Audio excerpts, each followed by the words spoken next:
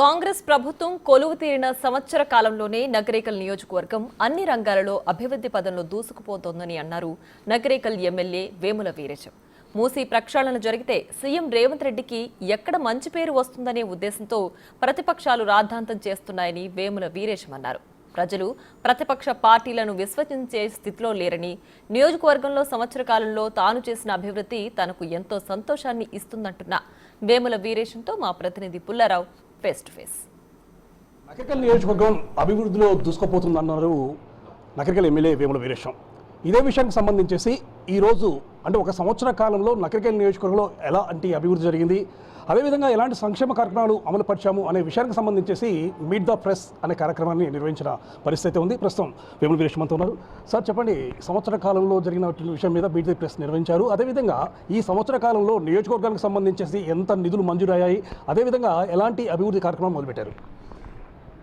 ఈ సంవత్సర కాలంలో ప్రజాపాలన వచ్చిన తర్వాత, ఇందిరమ్మ రాజ్యం వచ్చిన తర్వాత దాదాపు 1200 కోట్ల పైచిలకు నిధుల్ని మేము వివిధ డిపార్ట్మెంట్ల ద్వారా శాంక్షన్ చేసుకోవటం జరిగింది.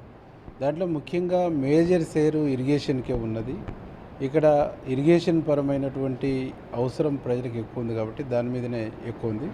కొన్ని రోడ్లు సంబంధించి R&B 100 కోట్ల పైచిలకు, పంచాయతీరాజు 58 కోట్ల పైచిలకు నిధులు తెచ్చుకోవడం జరిగింది.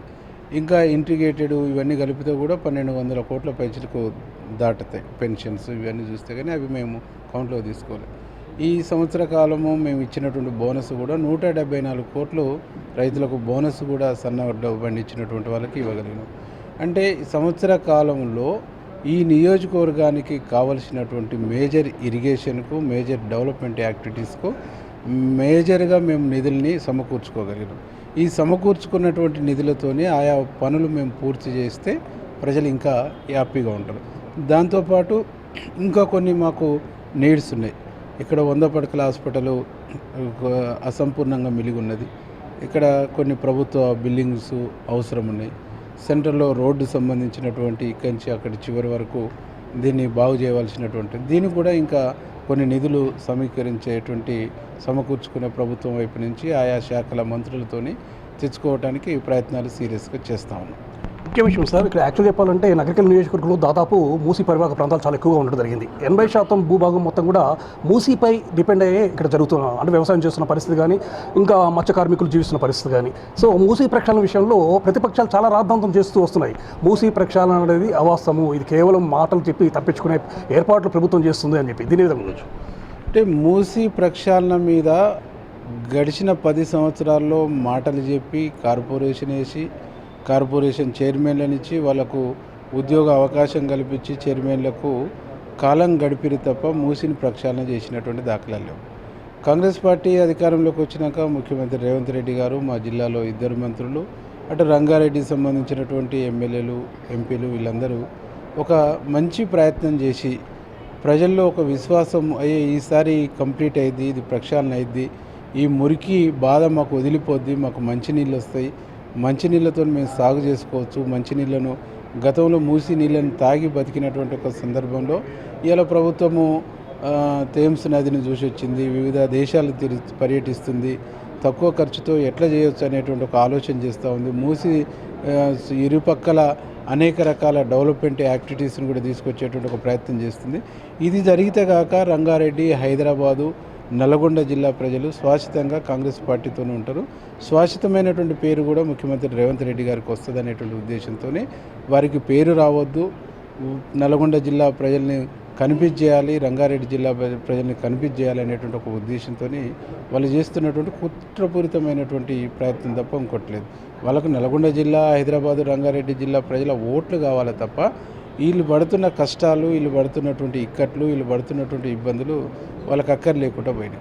ముఖ్యమంత్రి గారికి వస్తున్నటువంటి పేరు, ముఖ్యమంత్రి గారికి వస్తున్నటువంటి క్రేజు, ముఖ్యమంత్రి గారు చేస్తున్న మంచి పనులు జీర్ణించుకోలేక, ఇష్టం లేక చేస్తున్నటువంటి తప్పుడు ప్రచారం తప్ప ఇంకోటి లేదు. నూతన సంవత్సరంలో అడుగుపెడుతున్నాము. ఈ సంవత్సరంలో అంటే మొదటి సంవత్సరంలో మీరు చేసినటువంటి అభివృద్ధి కార్యక్రమాల్లో మీకు బాగా సంతృప్తించినటువంటి కార్యక్రమం అంటే మీరు బాగా పూర్తి స్థాయిలో సాటిస్ఫై అయిన కార్యక్రమం ఏంటి?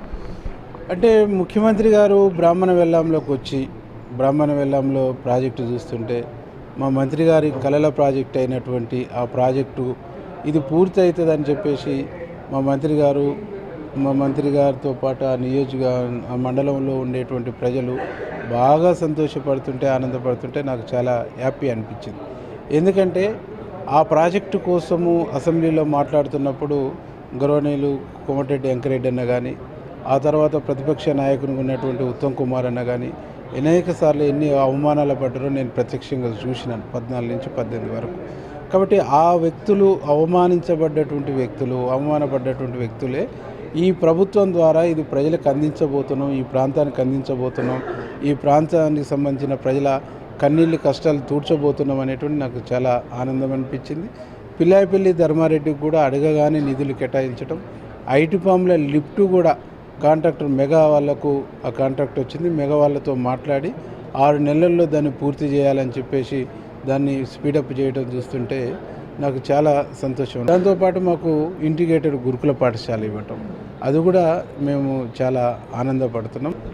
చూడొచ్చు, నకరికల్ నియోజకవర్గానికి సంబంధించేసి తాను ఏ విధంగా అయితే ప్రజలకు మాటిచ్చానో ఆ మాటలన్నిటి కూడా నెరవేరిపోతున్నాయి. 1 సంవత్సరం కాలంలోనే నాకు కావాల్సిన నిధులన్నింటినీ కూడా ప్రభుత్వం మంజూరు చేయించింది. అదేవిధంగా నకరికల్ నియోజకవర్గ అభివృద్ధిలో వాళ్ళు దోహదపడుతుండడం జరిగింది. ముఖ్యంగా ఈ సంవత్సర కాలంలో తాను చేసినటువంటి అభివృద్ధి అనేది తనకెంతో సంతృప్తిని ఇస్తుందని చెప్పేసి కూడా వేముల వీరేశం చెప్తున్న పరిస్థితి ఉండడం జరిగింది.